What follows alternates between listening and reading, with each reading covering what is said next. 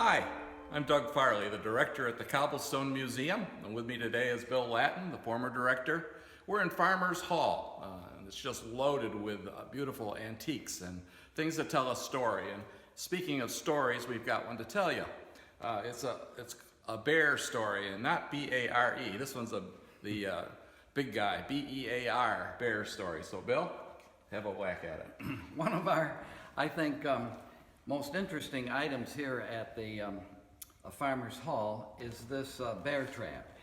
And almost every early pioneer settler had a story to tell about a bear. It seems that this bear trap was probably made by a blacksmith back in New England and brought to this region by a very early settler. The settler had a log cabin somewhere over around South Byron, I believe. And he set the trap, and the next day he went out in the forest to see if he had captured a bear. And when he got to the spot where he had staked it down, much to his dismay, he discovered that the bear trap was missing. So he started following the bear tracks in the snow.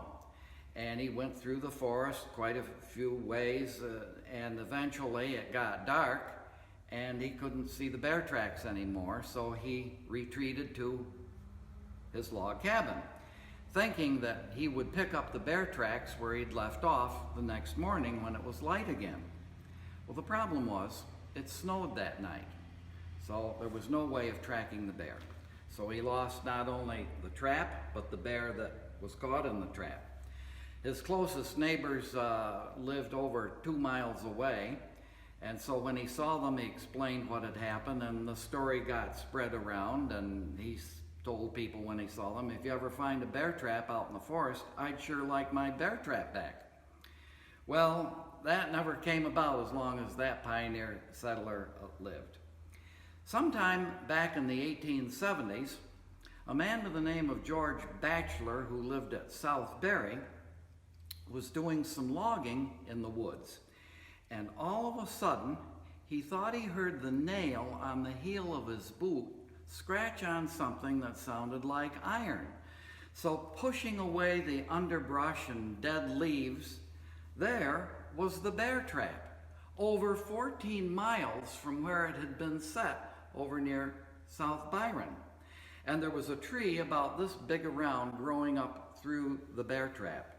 So they cut the tree, and he took the bear trap back to his house. He too lived in a cobblestone house. At any rate, they had a curiosity in the Batchelor family then to talk about for several generations.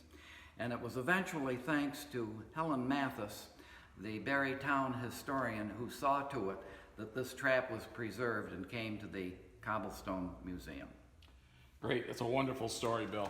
And this story and many, many more are found in one of your recent books, Trivial Tales, which is for sale at the Cobblestone Museum. So come to the Cobblestone Museum, visit the Farmers Hall, see the artifacts, and you might as well secure a copy of the many, many stories that Bill has to tell in Trivial Tales.